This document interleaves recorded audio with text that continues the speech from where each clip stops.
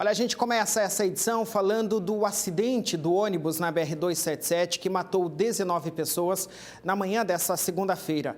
A nossa produção recebeu hoje imagens de câmeras de segurança da rodovia que mostram o contrário do que o motorista que estava na direção na hora do acidente disse em seu depoimento. Esse motorista relatou aos policiais que sentiu problemas mecânicos no ônibus e que tentou entrar na área de recuo da BR-376. Mas as filmagens mostram exatamente o contrário disso. Acompanhe. Segundo a Polícia Rodoviária Federal, o trecho é considerado bastante perigoso. E quem desce a Serra do Mar tem que ter bastante cuidado.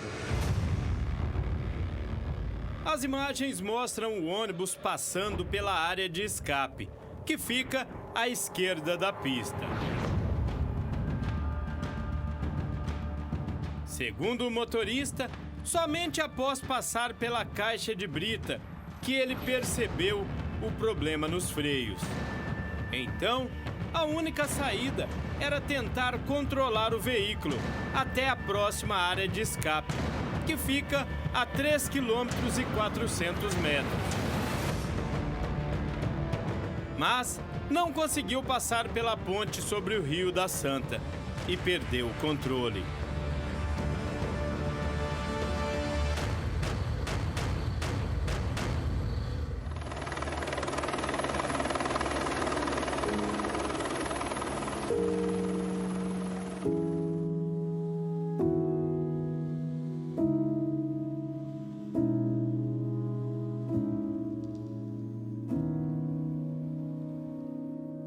Vinha tranquila, graças a Deus, mas quando ele desceu ali a serra, não sei se ele perdeu o controle, não sei se ele vinha rápido demais, só sei que quando ele girou, tombou pro lado que a roda levantou, quando ele tombou de novo, já foi girando, já jogando a gente, jogando o corpo para tudo que foi lado. A gente foi tudo, acho que os que não foram arremassados ficaram pelo caminho e graças a Deus, a gente que viveu, a gente tem que agradecer muito a Deus, que Deus deu mais uma chance para nós, ver nossa família e os que a gente conheceu no caminho, que a família, que Deus possa confortar o coração deles tudinho. E eu só tenho isso para agradecer.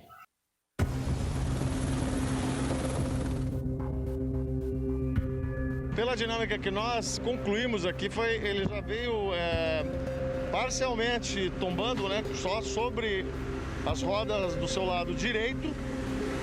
E a sua lateral repousou aqui sobre não chegou a repousar porque ele estava em movimento, né? Ele foi deslizando sobre a defensa da ponte e girou com a parte, né, do teto para baixo ali, e essa parte acabou colidindo na base da ponte ali. Inclusive tem uma parte de concreto que é onde houve o dano maior, realmente, ali houve um guilhotinamento, foi cortado o teto do veículo ali, né? As pessoas que estavam ali realmente provavelmente não tiveram muita chance. Ao todo, 19 pessoas morreram e 33 ficaram feridas.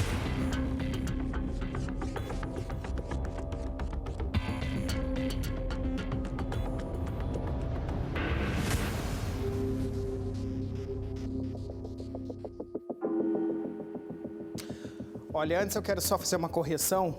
Na hora de chamar a reportagem, eu falei BR-277, mas é a 376, viu? Que liga a região de Curitiba até o litoral de Santa Catarina.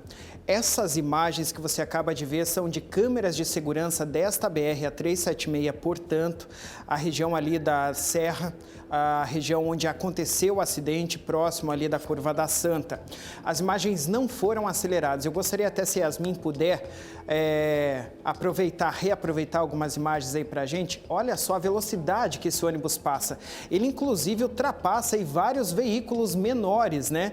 Que têm aí a possibilidade de rodar com um pouco mais de velocidade nessas rodovias.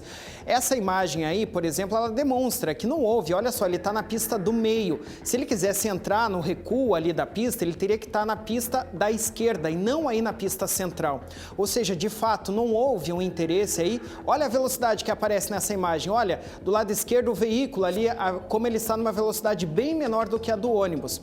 Aí eu trago para vocês o seguinte questionamento. Olha a velocidade, de novo, gente, nessa outra imagem aí. O seguinte questionamento: esse motorista, até onde sabemos, olha só, ele lidera ali, parece que essa corrida, hein?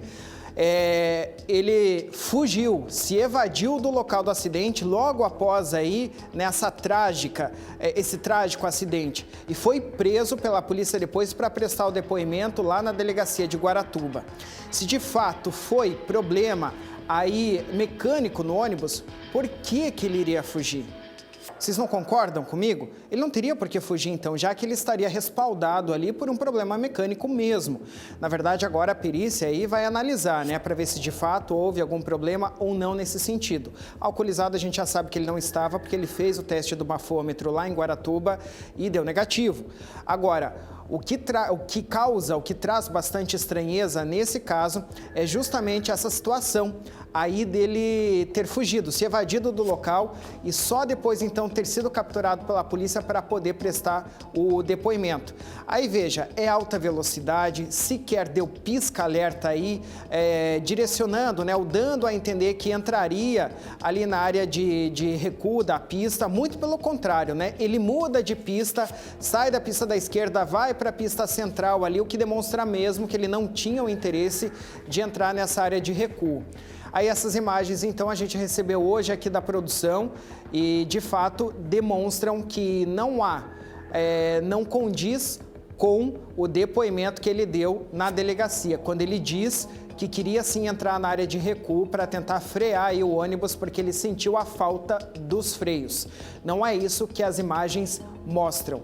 Graças a Deus, hoje em dia a gente tem esse recurso, né? Em tudo, a gente vive num grande Big Brother, né? Que mostra tudo o que nós fazemos. Então, a gente tem isso aí, essas imagens que vão ajudar, então, agora a polícia nessa investigação. Bom, agora a gente vai lá para fora, eu vou conversar com o repórter Léo Coelho, porque nesta terça-feira, a Polícia Científica do Paraná e um representante da comitiva do Pará, que chegou aí para ajudar no andamento da resolução deste trágico acidente, falaram com a imprensa sobre as tratativas para as liberações dos corpos, né, dos 19 corpos, e também sobre como será feito o translado para o estado de origem, Pará no caso, né? Léo Coelho, boa noite para você, já está aqui conosco. Conta para a gente os detalhes, então, aí dessas entrevistas, né, dessas autoridades. Boa noite para você.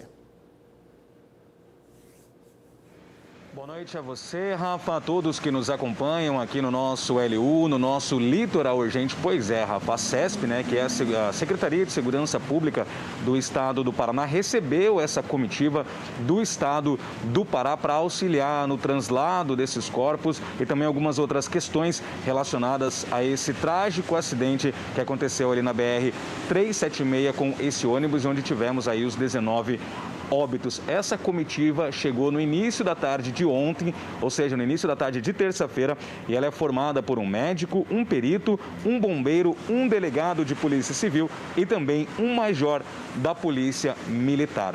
O diretor-geral da Polícia Científica do Paraná explicou como foi a atuação, né, em entrevista, como foi a atuação e como está sendo a atuação da Polícia Científica, e também comentou sobre a cooperação do Estado do Paraná nessas investigações e, claro, principalmente nesse translado. Vamos ouvi-lo.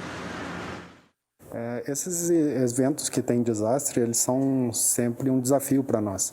Por isso que a gente já segue um protocolo internacional de identificação de vítimas de desastres, e a gente tem uma comissão permanente feita pelo secretário de Segurança Pública, que atende especificamente esses casos com múltiplas vítimas. Então, nós tivemos 7 peritos criminais no local, mais os técnicos, mais os nossos veículos, que fizeram todo o trabalho lá de levantamento pericial, de como foi a dinâmica do acidente, se houve falha, quais as condições da via, todos os levantamentos de perícia criminal no local lá dos fatos. Então, as vítimas fatais são encaminhadas para o Instituto Médico Legal para identificar a causa-morte. E para a liberação daí dos corpos, nós utilizamos as 3 identificações primárias, que são a papiloscopia, a odontologia legal e a genética forense. Então, de todas as vítimas, a maioria foi pelos métodos primários, né? somente 2 necessitaram de exames de DNA. Essa integração e cooperação interestadual para nós foi fundamental. Ela já faz parte do protocolo, né, de atendimento de desastres, mas o espírito de colaboração e solidariedade entre os 2 estados foi fundamental nesse caso. Pois é, Rafa, e o major assessor militar da Secretaria de Segurança Pública e Defesa do Pará elogiou o trabalho realizado pelas equipes aqui do Paraná e também falou em entrevista como está sendo realizado o transporte, o translado desses corpos. Vamos ouvi-lo também. Nosso governador Helder Barbalho, em contato com o governador do estado do Paraná, tem articulado desde o primeiro momento onde startou a ocorrência até o momento atual, onde nós estamos já na fase de preparação e deliberação dos corpos, de maneira bem alinhada. As agências, graças a Deus, falam a mesma linguagem, isso colaborou muito para uma resposta adequada e está permitindo com que, dentro das necessidades e do tempo previsto, a gente consiga dar uma resposta para essas famílias. O know-how da administração de grandes eventos que o Paraná possui foi primordial no atendimento a uma ocorrência grande, começa com um grande número de vítimas, quer seja ela grave, moderada ou a óbito. E isso permitiu com que o estado do Pará, dentro de um tempo muito rápido, se organizasse para cruzar do extremo norte do Brasil e vir operar em consonância com esse trabalho de excelência que os senhores têm reconhecidamente aqui no estado do Paraná. Em parceria também, em contato com a empresa responsável pelo transporte, pela nosso ônibus, eles já estão verificando as questões junto à seguradora quanto a trâmites funerários e preparação funerária. Então, a partir do momento que o Centro de Perícias deliberou que a vítima pode ser preparada, de imediato as funerárias já estão entrando em ação, com o transporte também e a retaguarda da funerária, nós transportarmos até o aeroporto Afonso Pena, onde uma aeronave locada pelo governo do estado do Pará vai realizar o transporte de óbitos e vítimas até o nosso estado. Pois é, Rafa, como a gente observou, né, nessa fala, né, nessa sonora, o transporte o translado desses corpos será realizado, né, vai ser realizado por uma aeronave que foi fretada, locada pelo governo do estado do Pará. De última hora, a gente também recebeu essa informação, Rafa, que por volta já das 18 horas, um comboio das funcionárias já estava indo sentido o aeroporto Afonso Pena, ali em São José dos Pinhais, na região metropolitana de Curitiba, para realizar, né, para ir até essa aeronave, para começar a dar início já e realizar o translado dos corpos. Rafa. Tá certo, Léo. Obrigado, então, pelas suas primeiras informações. Daqui a pouquinho a gente volta a falar ao vivo aqui no programa. Bom trabalho aí.